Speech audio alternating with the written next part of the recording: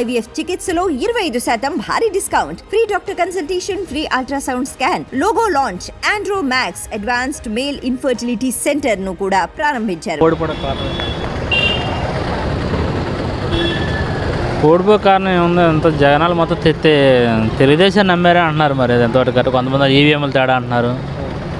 కష్టపడి తిరిగిండు, మరి తిరగడానికి కష్టపడి తిరిగిండు, ఫాలోఅప్ చేసిండు, తనకు మించిన భారాన్ని మేసుకుంటూ అందరితో కలిగి తిరగండు, అన్ని ప్రోగ్రామ్స్ సక్సెస్ చేసిండు. మరి ఓడిపోయింది.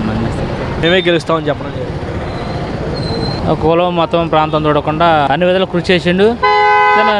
జనాలు కూడా ప్రతి మీటింగ్కి అలాగే వచ్చారు. మరి ఏం జరిగిందో ఏంటో, మరి భారీ మెజార్టీతో ఓడిపోయిండు.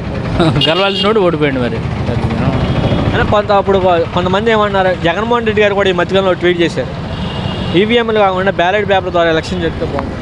అందరూ జగన్మోహన్ రెడ్డి కదా, జనం మొత్తం అదే టాక్. ఇప్పుడు అందరూ మొత్తం అట్ట అనుకుంటున్నారుగా, బ్యాలెట్ ఓట్లు అయితే బాగుంటుంది అనుకుంటున్నారు.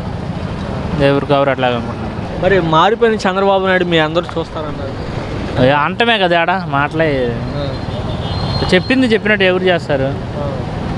నేను అందరిని కలుపుకుపోతాను, భిన్నంగా చేస్తాను, కక్ష సాధింపు చర్యలు ఉండవు, అందరిని కలుపుకుపోతాను, అందరితో మంచుకుంటాను అన్నారు. మళ్ళీ అదే జరుగుతుందిగా. ఎదువరకు ఇప్పుడు ఉన్నాయి గొడవలు, కొట్టుకోటాలు ఉన్నాయి, కొట్టాలు ఉన్నాయా, పేదలను కొట్ట ఉందా, కత్తులతో పొడుచుకోవటానికి ఉందా? నువ్వు ప్రజలు గెలిచినవు, న్యాయం చేయి అందరికీ. అదే కోరుకుంటున్నారు జనం. ఈ గొడవలు ఉండటం వల్ల ఏముంది, ఇప్పుడు ఉంది. మళ్ళీ ఎలక్షన్ దాకా ఓపి పెడతారు, అప్పుడు మళ్ళీ ఎట్టే చేసుకుంటారుగా.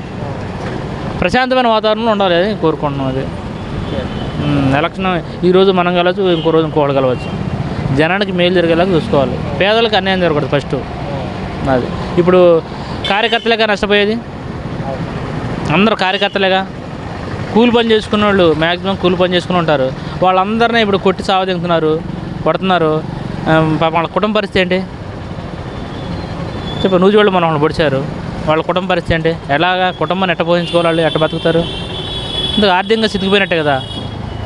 మరి అది అందరి గొడవలు లేకుండా హోమ్ మినిస్టర్ గారు చెప్పిన దాని ప్రకారం అన్నా ఆగాలిగా, ఆగట్లేదు. రెచ్చిపోతున్నారు, విగ్రహాలు పడేస్తున్నారు. జగన్మోహన్ రెడ్డి సార్ ఫోటోలు తీసేస్తున్నారు. జనాలు కొట్టకూడదు కదా, అదే కోరుకుంటున్నారు, కొట్టకూడదని. అదే గతంలో చంద్రబాబు నాయుడు గెస్ట్ హౌస్ కూల్చేసినప్పుడు, పార్టీ హౌస్ ప్రజావేదిక కూల్చినప్పుడు కూల్చివేత ప్రభుత్వం అన్నారు. కానీ ఇదే రోజు జగన్మోహన్ రెడ్డి యొక్క నివాసాన్ని కూల్చేయడం జరిగింది. దీని మీద మీ అభిప్రాయం? అంతేగా, వాళ్ళు తప్పు అన్నారు. వీళ్ళు ఏం చేయాలి?